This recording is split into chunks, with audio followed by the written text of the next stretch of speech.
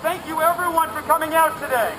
Today we rise across the globe to stand up and defend our human right to privacy from those who have taken it from us.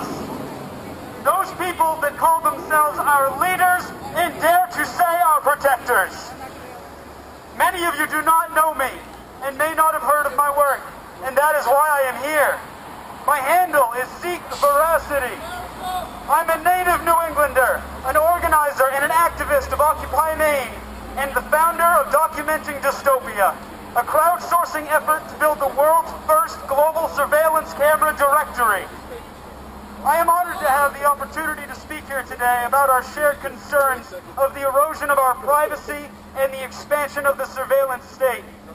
I know this is a topic close to home for peaceful activists here in Boston and around the world, as governments, especially our own, are increasingly expanding surveillance infrastructure to illegally monitor its citizens and, more despicably, its protesters, and using your taxpayer funds at that. Right. I feel that privacy is one of the most important topics of discussion in our now interconnected society. Now, that being said, privacy is only one facet of the decline of our society into a dystopian landscape. You may have seen the phrase, 1984 is not an instruction manual. That's because George Orwell's 1984 describes a dystopia in which surveillance and intimidation are tools of oppression used by a totalitarian government known as Big Brother. Look around you, what do you see? You are on at least 5 surveillance cameras right now, if you can hear me. A dystopia is a community or a society that is undesirable and even frightening. The very opposite of a utopia, dystopia is often characterized by many categories: perpetual war, information control, environmental disasters, dehumanization, and totalitarian and tyrannical governments. Now make no mistake, a tyrannical government gains its power through oppression. A totalitarian government gains its power through ultimate control. Brothers and sisters, we have both. Woo! Let's talk perpetual war. We've been at war with an invisible and ever-moving enemy, which has dragged our defenses to over half a dozen countries. Through force and intimidation, we continue to destroy families and communities that will grow up with an understandable and insurmountable hatred for the United States. Information control? Our mainstream media has become the lapdogs that a tyranny wants them to be, instead of the watchdogs that a democracy requires. Woo! Organizations like WikiLeaks have extrajudicial financial blockades placed upon them for not towing a party line and refusing to speak anything but the absolute, unadulterated truth. Whistleblowers of corporate, federal, and military crimes are being persecuted for their bravery and not honored for their heroism. Environmental disaster? We've seen progressively more dangerous storm systems, dozens, hundreds, and thousands of people without food or shelter in any given month. 50,000 people just marched on D.C. as Obama played golf with oil executives. Yet we continue to subsidize a multi-billion-dollar energy that strips the money from our pockets, the life from our planet, and the years from our children's lives. Right. Dehumanization. Reality television, let's sit there for a moment. We draw hordes of people to enjoy voyeurism in the form of arguing, shopping, crying, killing, suffering, fucking, and surviving. Yeah. Indefinite detention, torture, police brutality run rampant through our streets from sea to shining sea. Politicians will deny the need for background checks for a firearm while mandating intrusive medical exams on a pregnant woman before she can make her own medical choices. Pundits and politicians continue to bicker amongst themselves, generating meaningless distractions and divisiveness amongst our people. These differences of gender, race, sexuality are used to draw lines in the sand when they should be used to unite us as a species filled with genuinely unique and amazing individuals. And tyranny and totalitarian governments. If you deny a full-body scanner at an airport and the TSA puts their hands down your pants, does that sound like government overreach to you? Yes. Yes. Sounds like a government reach around. Corrupt politics strangle our democracy as we are locked into an electoral system of two false choices for hope, neither of which are sponsored by our people. Woo! That's right. These politicians are sponsored by immortal corporations that continue to use record profits to purchase any politician who will bend over and say yes, sir. A lot of them. We are losing our first, our second, our fourth, fifth, sixth, seventh, and eighth amendment. And 10. And your government has convinced your friends and family that it's all okay. It's for your safety, under the guise of providing a false security to a non-existent threat to our freedom. Now, the last aspect of a dystopian society, which I will be focusing on primarily now, is the one that we are exhibiting more with each passing year, and that is the illegal surveillance, investigation, and persecution of law-abiding citizens and First Amendment demonstrators, both in and out of public spaces.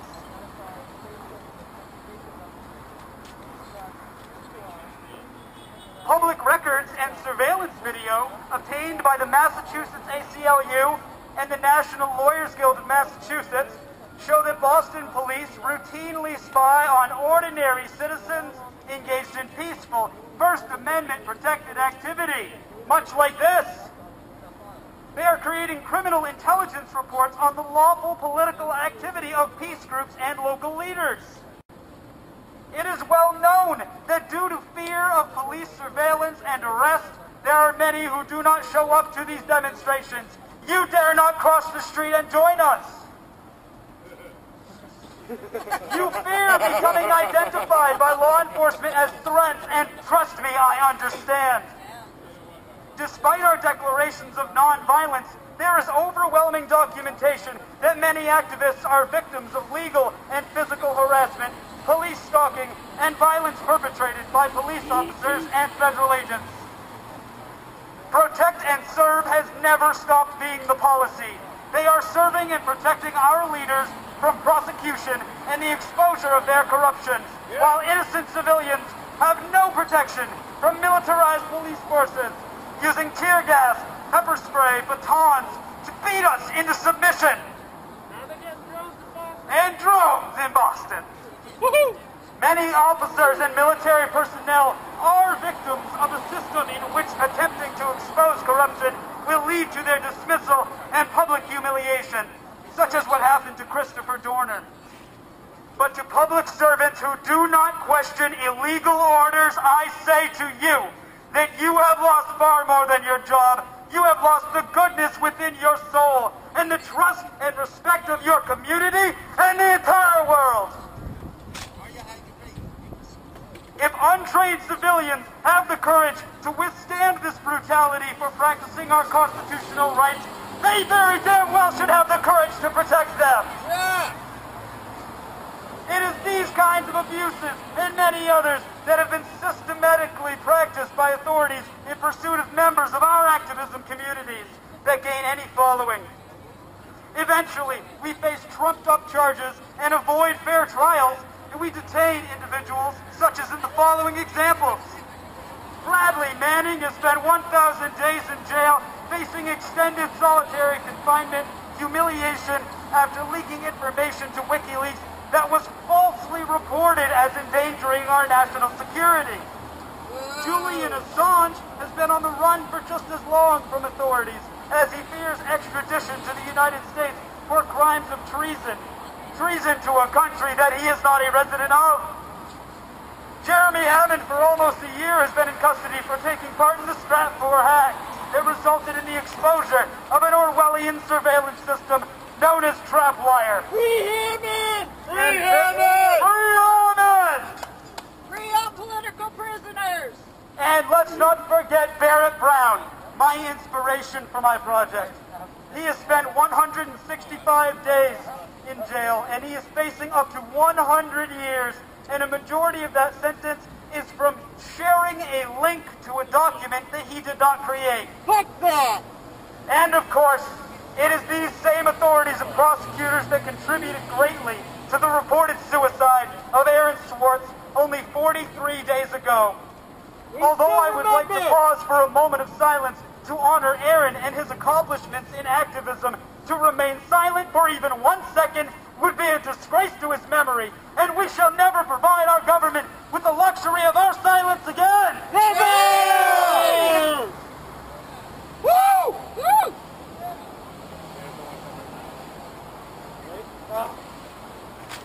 These are only a few examples of what we have come to expect from our surveillance state. Citizens who speak their mind or try to expose the truth when the media purposefully chooses to lie to you are becoming targets of law enforcement working for those that wish to remain in power. One of the most important tools of this surveillance is the cameras above your head right now and across every cityscape. What was once a useful technology that was used to catch actual criminals after they have committed a crime is now being used for the widespread public monitoring of peaceful citizens and demonstrators. The NSA, the DHS, the FBI, CIA, and other government organizations have spent countless billions of your money on this dragnet surveillance system. Over $3 billion spent in New York alone over the last 10 years.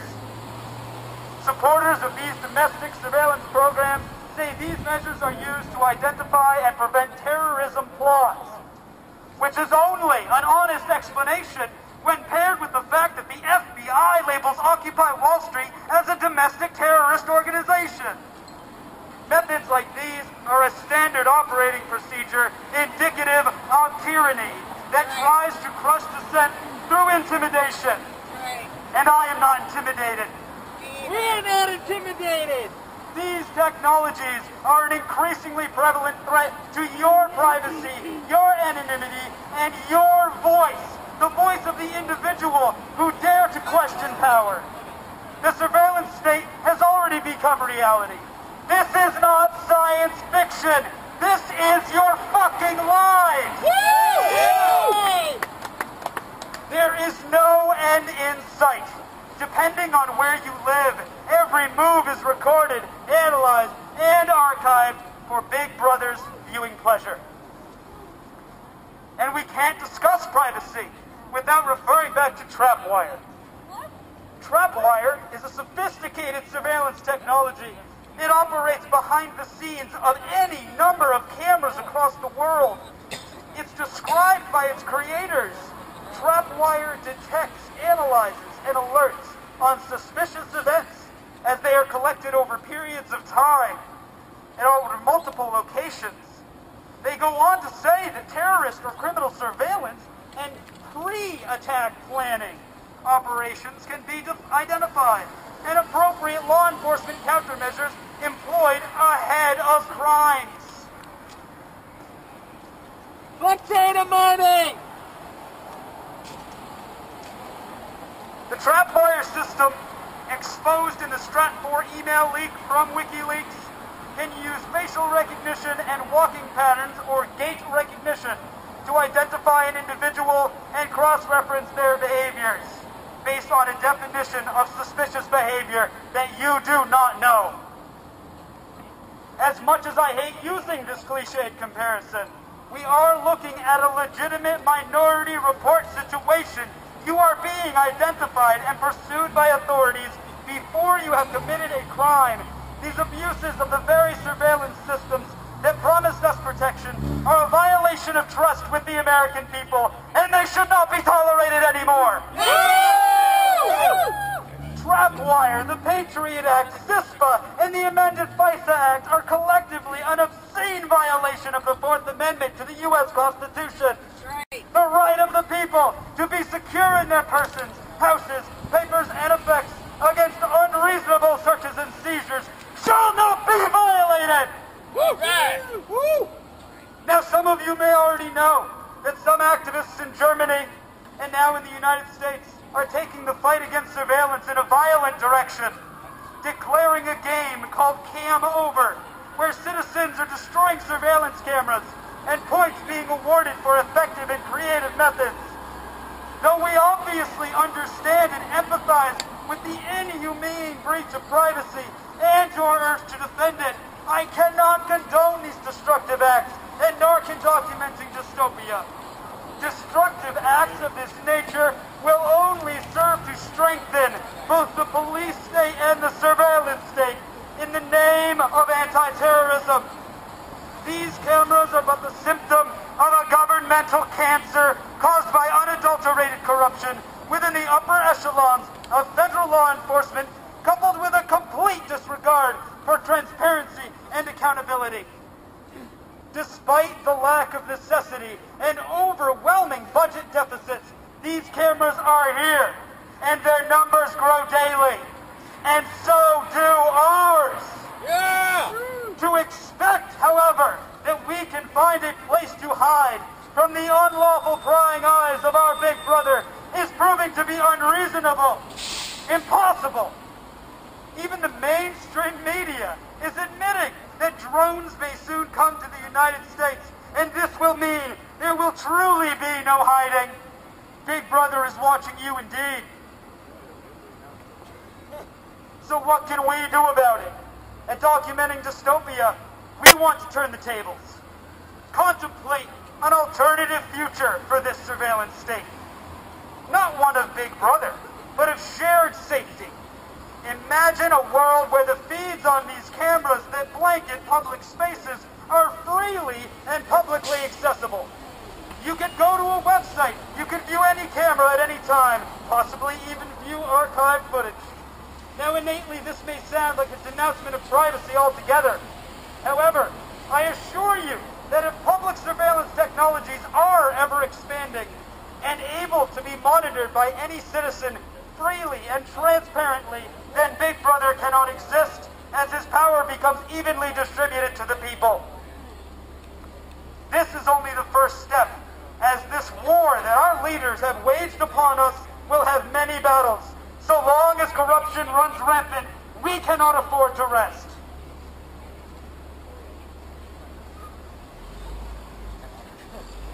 When I first became aware of Trapwire, my visualization of a camera directory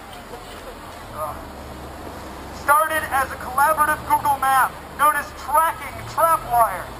I knew it would be useful to society to have a public service that documents their camera locations in a map form. The thought being, if they can place their eyes on every wall, then we can watch them from every street. Our concept is simple, our goals are unprecedented, and our vision is ever expanding. We are crowdsourcing on a global scale the documenting of cameras in public spaces around the world in a central location with a database maintained by the people. Yay! Woo! Now, ironically, the controversial location services features. That's right.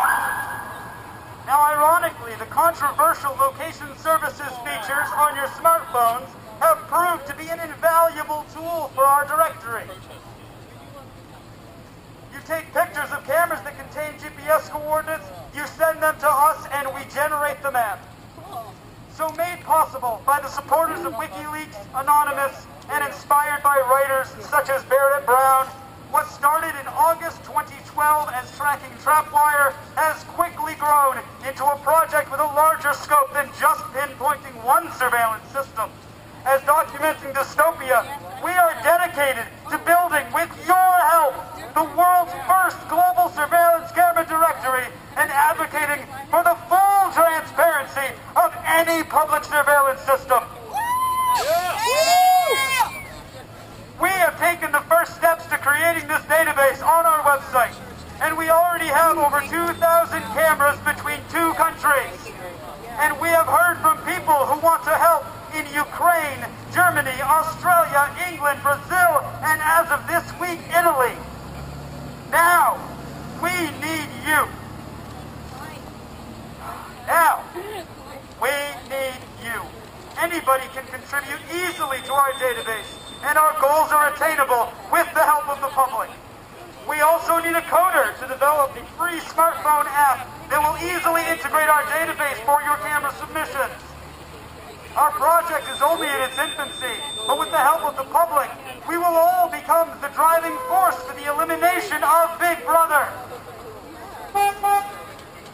In conclusion, as long as we have reason to encrypt our communications to share our thoughts, wear masks to speak our minds, and spread information to expose his crimes, remember that Big Brother will be watching, and we cannot hide.